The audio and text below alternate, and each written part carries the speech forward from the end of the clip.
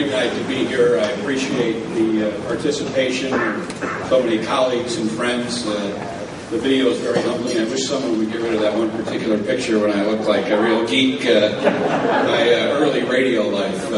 I'm particularly glad that Tim was with us tonight. A lot of attention often goes to the CEO of the company and to the senior management of the company, but the recognition that our company has earned from you tonight and in many other cases is really about the contributions of the folks on the street. And I wanted you to meet Tim Tootin in this setting. He is representative of hundreds of terrific journalists that work for our company and do the job in the trenches every day. They know what it is to shoot the stories and to write the stories and to make the decisions that involve all the values of what we're trying to accomplish as journalists. So, Tim, I thank you for being here. It's particularly notable Tim's wife, Charlene, is with him tonight. This is their wedding anniversary, and I guess I really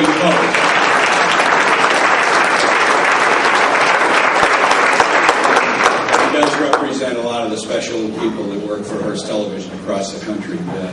Colleagues here in front of me, tables 4 and 12, my best pal Beth, my wife is here, my beautiful daughter Kate and her fiance Matt are with us tonight, and so many other colleagues. As I watch the video, and blush, I suppose, at that, it strikes me that a lot of things we've accomplished over the past 15 years or so. And squarely in front of me is Fred Young, who retired a couple years ago as our Senior Vice President of News. And how lucky it was for me to work with Fred Young. When people talk about, we hatched the Commitment Project 11 years ago, when you're sitting in a room with Fred Young and with Brian Bracco and Candy Altman and Barbara Bouchard and talking about what you can accomplish on the news side, you got a real leg up. Fred has been a treasure for our company. I kept him working through 47 years, and now we call on him way more than his consulting agreement accommodates, and he always does it with a smile.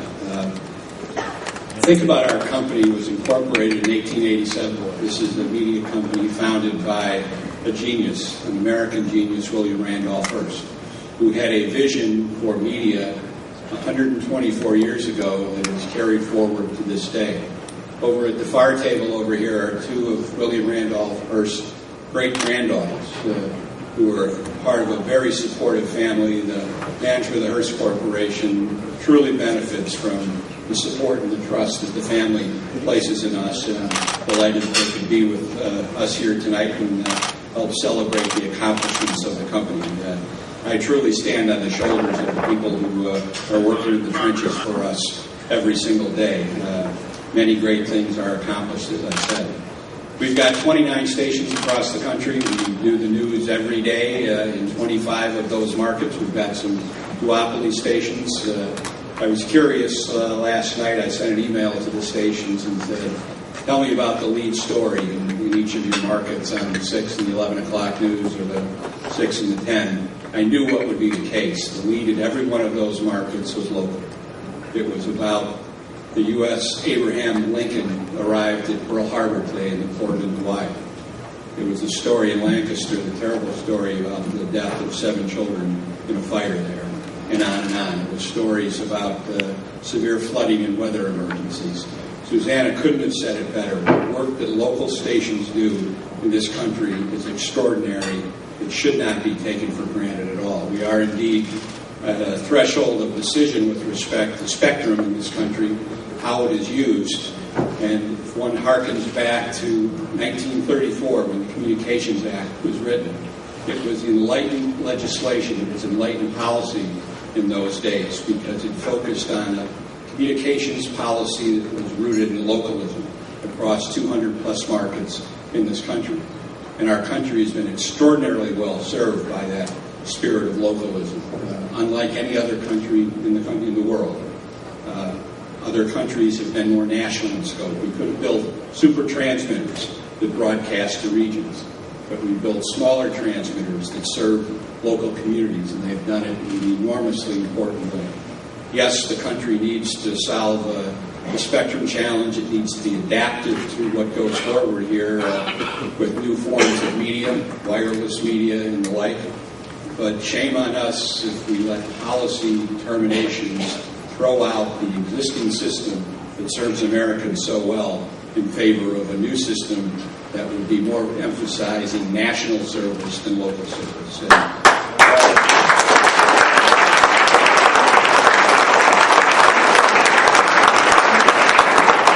To remind our legislators here and those on the Hill of the important work that we do. We are all of us blessed to be doing a job that matters in this society. I think of how lucky I feel, and I know my colleagues share that spirit, that we're lucky to be in this business. It has got so many challenges, it is so intellectually stimulating, and we get results that mean something to the people of this country. And so much of that is about trust. I think about all the journalists that we have at our TV stations. I hope the best thing that's said about me is I've got their back, and they have mine. One of the leadership values we talk about is trust. Every day we trust our news people to make local decisions, to make determinations about how we cover stories and tell stories. And I feel that the people in the trenches and the foxholes out there trust the judgment of our management team. I'm blessed to have Phil Stolz and Frank Biancuso and now Jordan Wortley working with me in New York City as we try and manage this very big company. And we have a legacy that goes back to John Conomikes, who mentored me in this business, and to Frank Bennick, who you saw on the screen, who's our CEO and has been extraordinarily brilliant in how he has built this media company. We're able to make very good decisions because we've been at this a long time. We've been a team together for a long time. But the localism that we are committed to as a company is very important to this country. I hope we can very much stay that course. There's been so much written about the First Amendment. When you get an award like this, you kind of think and do a little bit of Google searching about things that have been said about the First Amendment. It was written by James Madison and Washington and Jefferson and John Kennedy and Franklin Roosevelt and Churchill and Gandhi himself, a journalist, have all talked about the importance of free speech and a free press. Walter Lippmann, a journalist, said something about the free speech and First Amendment that resonated with me. And it's the theory of the First Amendment is that the truth will emerge from the reporting and the discussion about issues in this country. It's not about a single story. It's packaged and told perfectly, but it's about a process of reporting and discussion that gets at the truth. And I think that resonated very strongly with me. And as a company, Hearst Corporation embraces all those values. I feel very blessed and privileged to work with a company that I have such a good fit with. I know our team here feels the same way. Hearst is a company that values the craft of storytelling, values the craft of journalism. Our high priority is what we put on the screen and what we put on the page must resonate with our audiences. Absent that, you're not going to be a successful media company.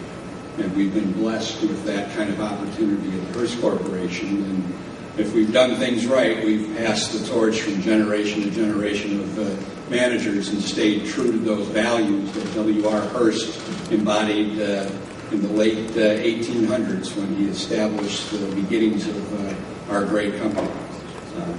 There's so much for us to do. Susanna said it just beautifully about the challenge of digital media and social networking. I think it's an extraordinarily exciting time. It's certainly not for the faint of heart, but for those of you who share in the passion for this business, the opportunities you have to be the storytellers on all of these new platforms is just remarkably exciting. You go back generations and generations, the calling that you and we all have to be storytellers and reporters is really fascinating. I don't doubt that in Napoleon's march across the world, there were people sitting around a campfire, and some had a great ability to recount the events of the day, or go over the hill and come back and recount what we'll see tomorrow. They had a certain ability to paint pictures with words, to tell jokes. And that's what we are charged with today. We've got many more tools. but we have that great opportunity, and what a calling it is that the Wolf Blitzers of the world can have such impact, and people behind me can tell such important stories to our country that mean something to them. This is a remarkable calling that we have, and all of you are those storytellers with new tools to accomplish that in a very profound way. It is an exciting time. I am honored to be here on behalf of all of my colleagues at Hearst, and I really take my hat off to all of my pals. My buddy Wade Hargrove is sitting right in front of me, and he told me that I got to have the lawyer next to me at all times to keep me out of trouble, and indeed he's kept me out of trouble and helped me make some very good decisions along the way, and I'm honored that he is here tonight as well. But so much of what we accomplish, everything that we accomplish, is about the quality of the people who work for our company and who come to work every day charged up, recognizing that job one for Hearst television stations around the country is to do a great job in local news and serve their communities extraordinarily well.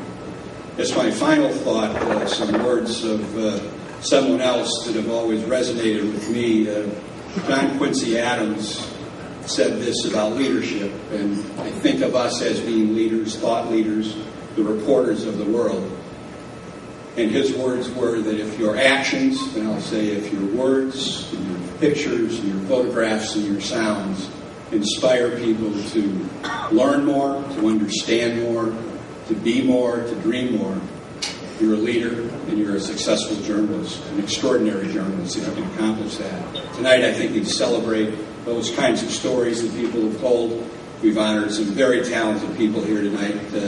I'm delighted to be here on behalf of Hearst Corporation, Hearst Television. I thank you all for your kindness, and in my feeling about this industry, about our company for sure, is the best is yet to come. So I thank you very much. God bless.